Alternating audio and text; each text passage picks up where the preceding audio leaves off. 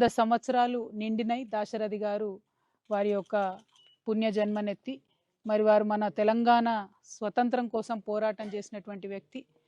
నిజాం రాష్ట్రంలో జరుగుతున్నటువంటి అకృత్యాలను ఎండగడుతూ అనేకమైనటువంటి పోరాట విధానాలను ఎంచుకొని పోరాటం చేసినటువంటి మహనీయుడు.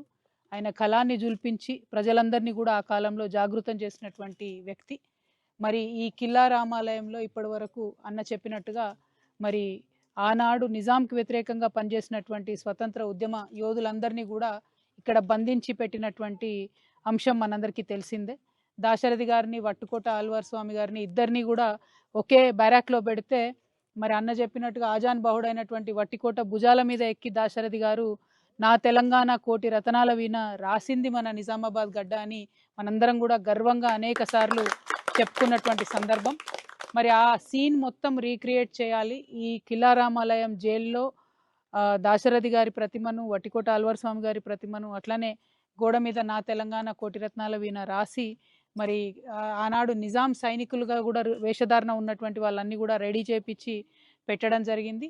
అట్లానే దాశరథి గారి విగ్రహాన్ని కూడా మరి ఇక్కడ ఈ మధ్యలో ఉన్నటువంటి మండపంలో పెట్టి ఈ ప్రాంగణం అంతా కూడా నిజామాబాద్ జిల్లాలో ఉండేటటువంటి కవిమిత్రులకు, రచయితలకు, అట్లానే తెలంగాణ ఉద్యమకారులందరికీ కూడా ఇది ఒక మంచి స్థానం కావాలి, ఇక్కడ నుంచి చైతన్యం పుట్టాలనేటటువంటి సదుద్దేశంతో కేసీఆర్ గారి ప్రభుత్వం ఉన్నటువంటి సందర్భంలో ఇక్కడ డెవలప్మెంట్ కార్యక్రమాలని చేపట్టడం జరిగింది. పర్సనల్గా ఎమ్మెల్సీగా కూడా నేను నా ఎమ్మెల్సీ ఫండ్స్ నుంచి కూడా ఒక 40 లక్షల రూపాయలు ఇచ్చి ప్రత్యేకించి మొత్తం కూడా ఎక్కడెక్కడైతే లీకేజెస్ ఉన్నాయో వాటిని ఫిక్స్ చేసి చేయడం జరిగింది.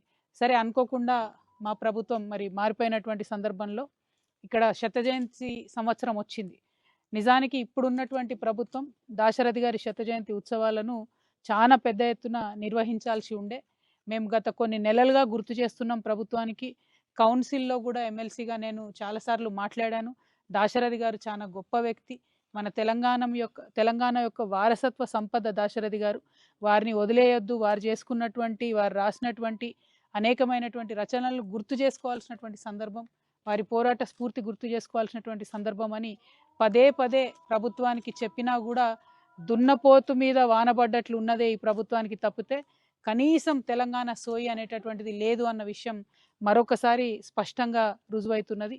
నిన్నగాక మొన్న బిరుదరాజు రామరాజు గారిది కూడా శత జయంతి సంవత్సరం జరిగింది. దాన్ని కూడా ఈ ప్రభుత్వం పట్టించుకోలేదు.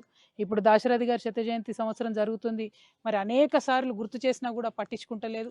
మా జిల్లాకు, మన నిజామాబాద్ జిల్లాకు బాగా అవినాభావమైనటువంటి సంబంధం దాశరథి గారికి ఉంది కాబట్టి మా గుండె కొట్టుకుంటుంది. మేము పదే పదే రిక్వెస్ట్ చేస్తున్నాం. జిల్లా కలెక్టర్ గారికి కూడా మళ్ళొకసారి రిక్వెస్ట్ చేస్తున్నాం. జూలై 22వ తారీఖు నాడు దాశరథి గారి జయంతి ఉత్సవాలు ఉంటాయి. కనీసం ఆ రోజన్నా, లేకపోతే ఈ నెల వచ్చే నెల అన్నా కవిమిత్రుల్ని పిలిచి సన్మానం చేస్తారా, లేకపోతే దాశరథి గారి స్పిరిట్ ప్రతిబింబించే విధంగా కార్యక్రమాలు ఎట్లా రూపకల్పన చేస్తారన్నటువంటిది జిల్లా కలెక్టర్ గారు కూడా చాలా సీరియస్గా తీసుకోవాల్సిందిగా ఈ సందర్భంగా మేము విజ్ఞప్తి చేస్తూ ఉన్నాం. మేము ప్రభుత్వాన్ని డిమాండ్ చేస్తూ ఉన్నాం. దాశరథి గారు మన తెలంగాణ మట్టిలో పుట్టినటువంటి మాణిక్యం. ఆయన అనేకమైనటువంటి సినిమా పాటలు కూడా రాసిండ్రు, స్వతంత్ర ఉద్యమంలో కూడా పాల్గొన్నారు.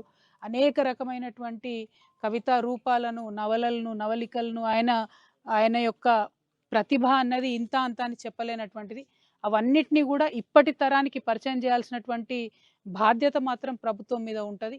కానీ ఆ బాధ్యతని ఇవాళ ప్రభుత్వం విస్మరించడం, ఇప్పుడున్నటువంటి కాంగ్రెస్ పార్టీ తెలంగాణ సోయి లేకుండా, తెలంగాణ వాసనంటూ లేకుండా పరిపాలన చేయడం నిజంగా కూడా మన దురదృష్టం. మేము వేచి చూస్తాం. జూలై మొదటి వారం వరకు కూడా ప్రభుత్వం నుంచి ప్రకటన వస్తుందేమో వేచి చూస్తాం. ఒకవేళ ప్రభుత్వం నుంచి ఎటువంటి కార్యక్రమాలు చేయకపోతే తెలంగాణ జాగృతి ఆధ్వర్యంలో జూలై 21, 22వ తారీఖు నాడు అత్యంత ఘనంగా ఇదే కిల్లా రామాలయంలో మా నిజామాబాద్ కవిమిత్రులే కాదు, తెలంగాణ వ్యాప్తంగా ఉన్నటువంటి రచయితలు, కవులు, ఉద్యమకారులు అందరినీ కూడా పిలుచుకొని పెద్ద ఎత్తున వేలాది మందితోని ఘనంగా దాశరథి గారి శత జయంతి ఉత్సవాలను నిర్వహించేటటువంటి బాధ్యత తెలంగాణ జాగృతి తీసుకుంటుంది. కానీ నిజంగా కూడా కోరుకుంటున్న ఒక తెలంగాణ బిడ్డగా ప్రభుత్వం స్పందించాలి. శంఖంలో పోస్తేనే తీర్థమవుతుంది, ప్రభుత్వం గౌరవిస్తేనే బాగుంటుంది.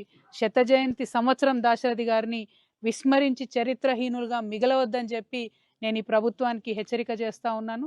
మరి వారు ఆ పని చేయకపోతే మాత్రం ఇదే నిజామాబాద్లో ఇదే కిల్లా రామాలయంలో అంగరంగ వైభవంగా దాశరథి గారి జయంతిని మరి మేమందరం కూడా కలిసి నిర్వహించుకుంటాం.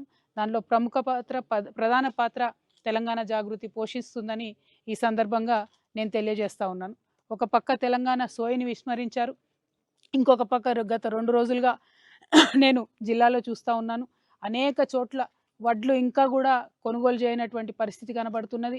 రేషన్ షాపులలో 2-3 నెలలైనా కూడా రేషన్ ఇయ్యనటువంటి పరిస్థితి కనబడుతున్నది. మరి అనేకమైనటువంటి వాగ్దానాలు చేసి విస్మరిస్తున్నటువంటి ఈ ప్రభుత్వాన్ని మరి ప్రజలందరూ కూడా ప్రశ్నించేటటువంటి సందర్భం ఆసన్నమవుతున్నదని సుస్పష్టంగా అర్థమవుతున్నది. నేను జిల్లా కలెక్టర్ గారికి, ముఖ్యమంత్రి గారికి కూడా డిమాండ్ చేస్తూ ఉన్నాను. రేషన్ షాప్లో అత్యంత పేదవారు పోతారు కాబట్టి ఖచ్చితంగా రేషన్ రెగ్యులర్గా అందుబాటులో ఉండే విధంగా చూడాలని చెప్పి డిమాండ్ చేస్తున్నాను.